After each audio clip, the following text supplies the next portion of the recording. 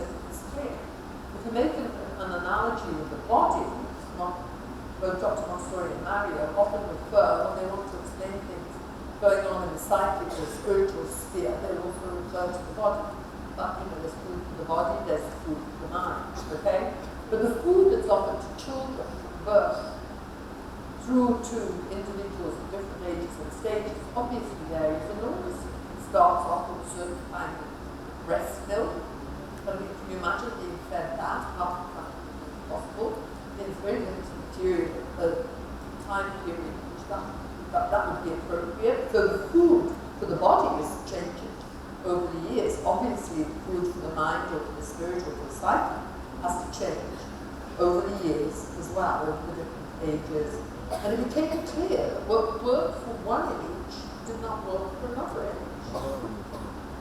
What deeply interested a child of a certain age, a younger child, left an older child indifferent. Something that left the older child indifferent could be of enormous interest to a younger child. Okay? So there's a lot of experimentation that goes on with that. Maybe you're familiar with examples that we have for that. Actually, in her own school that she had in Laren, in the Netherlands, all the environments, she's interested, by the way, in the older children very quickly. So, a few years after working with these younger children, she's already interested in the older children, and they're already devising materials for the older children. But what's interesting about the Laren school in the Netherlands is that they have these interconnecting environments. 3 to 6 environment connects with the 3 to 6 and the 6 to 9. The 6 to 9 environment with the 9 to 12. You have to imagine as though you're in an art gallery and you pass from one salon to another. You don't have to go out in the corridor. You can pass directly from one salon to the next. Well, that's the kind of physical facilities that they had at the school. That meant that the children were free to move, not only within their own environment, they were free to move in. A 3 to 6-year-old child is free to move into 6 to 9-year-old environment, even into the 9 to 12-year-old environment.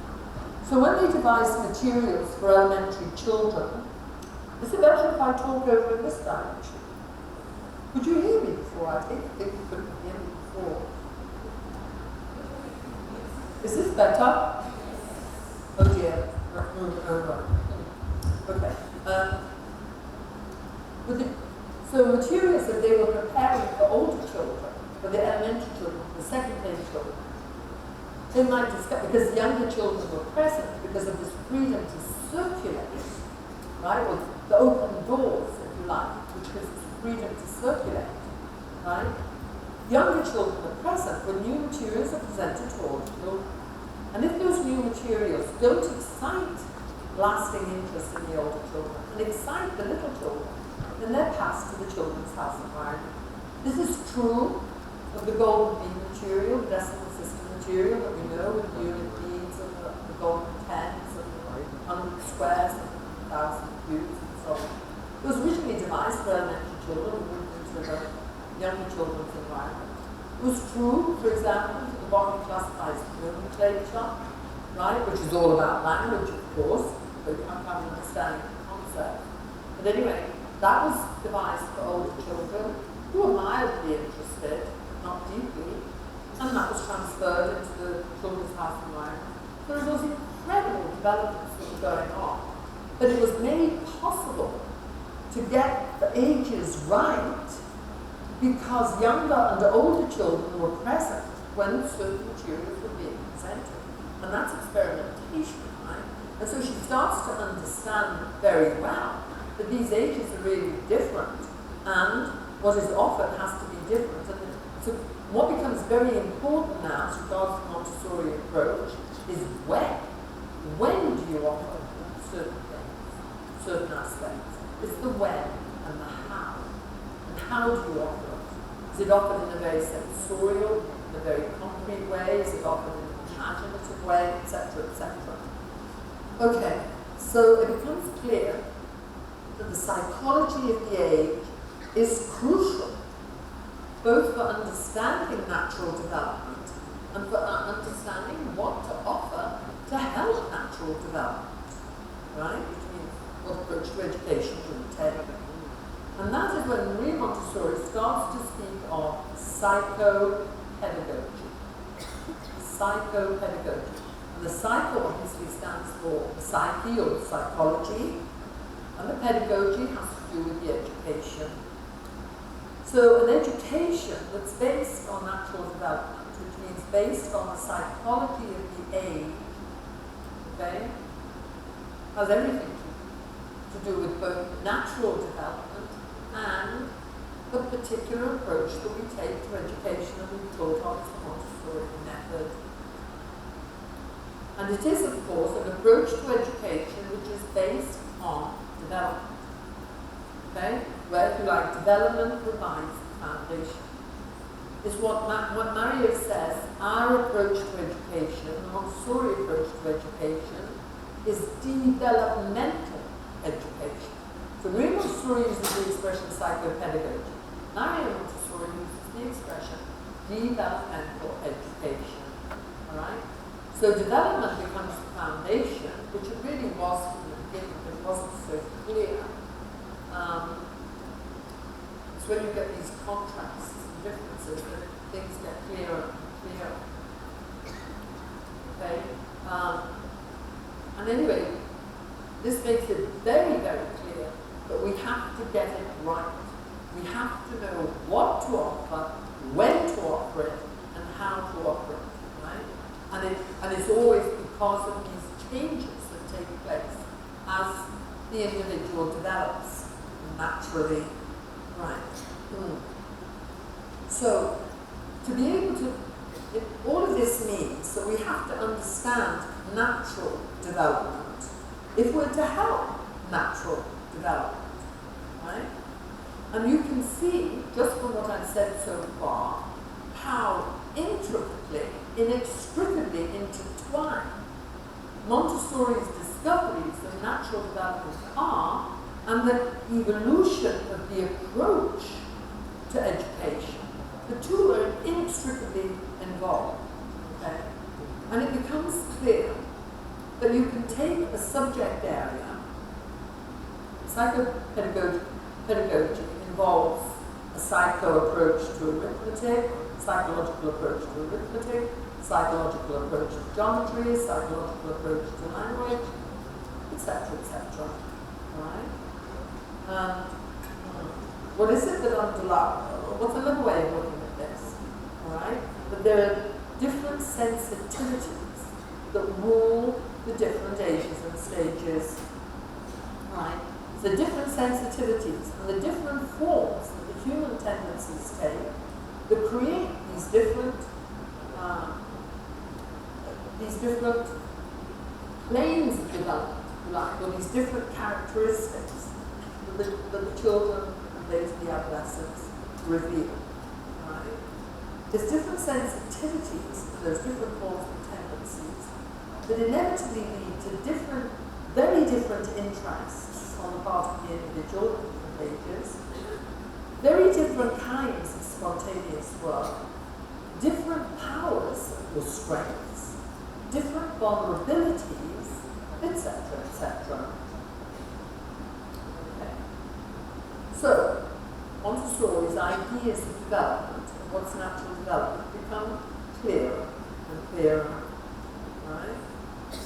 And sometimes she refers to periods of development, phases of development, but in the end, if we go back to that first chart, there we are. No, sorry, not that one. This one. You come back to that first chart. Right? We can see that we're sort of getting there. We're not there yet, because that comes toward the end of Montessori's life, to have all of those four things developed. But we are sort of getting there. Alright? This understanding of different psychologies, of different periods, phases, stages, or planes of development. Now, why do we say planes of development? I have only the English there, but in Italian, Montessori says I 4 piani di sviluppo, i quattro piani, and literally that translates as the 4 planes. But a piano is like in what you would call different floors or different levels in a building.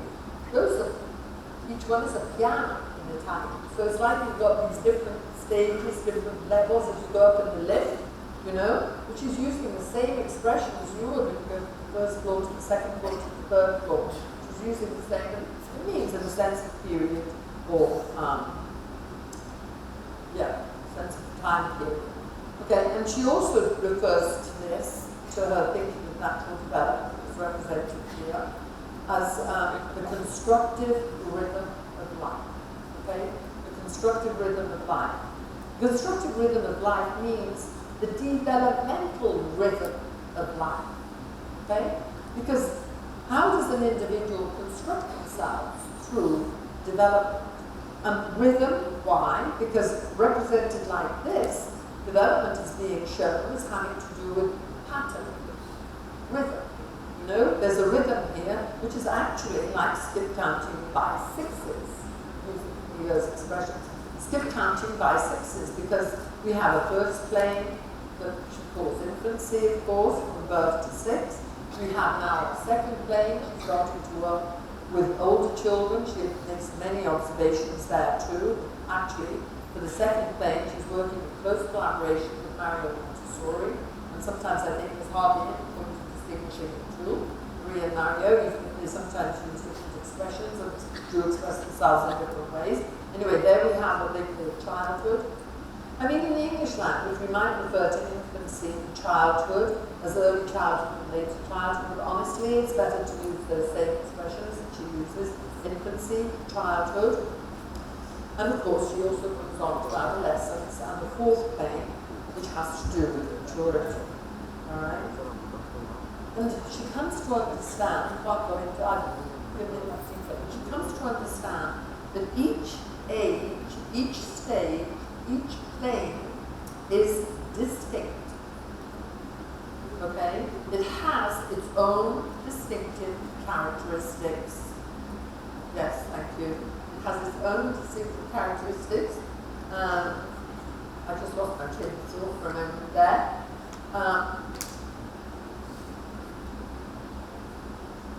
Well, I think we all understood that. But what does that mean? If each one has its own distinctive characteristics, and that's all coming from within, has to do with natural development. What is outside the child, what is around the child or the individual, has to change in correspondence. You heard earlier, Montessori refers to these 2 pillars, okay? Because if there's to be freedom, there has to be a prepared mind, there has to be a prepared adult's health, okay? But it means that that has to change. And in that sense, and I can conclude here, in this part, there isn't one method, and that's really important to understand. When we dedicate ourselves to one plane or sub-plane of development, it's easy to think the Montessori method. But there have to be as many Montessori methods as there are planes of development, if not more, if we have highly distinctive sub-planes as well. Right? And so Montessori, if we have developmental education, if we really have that psychopedagogy, right, you not only have 4 planes of development, you also have 4 planes of education. And it is a horrible mistake and a horrible misunderstanding of Montessori, and an ignorance to think of only one method. And the trouble with people who don't understand the approach very well, which is sometimes even university professors and so on, is that they're thinking of one age and they're criticizing what Montessori says for another age. I mean, it's scandalous, you know, and it does Montessori such an injustice. And it's as though we're always stuck in the 3 to 6, what she discovers about 3 to 6, which yes, is vital, okay? But it's not that we're going to be offering older children or adolescents what's offered to 3 to 6-year-old children. That would be like making them eat soft mushy food or their development. developmental line. Okay, so I'll end with that. 4 planes of development equals 4 planes of education. So true that Montessori actually publishes, well, she has a lecture of an article which is published, and she's talking about 4 planes of development, and she calls it 4 planes of education. When we come back, I want to focus on the second plane of education, right? Which is, after all, my field, so to speak. And we have a special name for the second plane of education, and that is positive education. So I'll stop there. Thank you very much.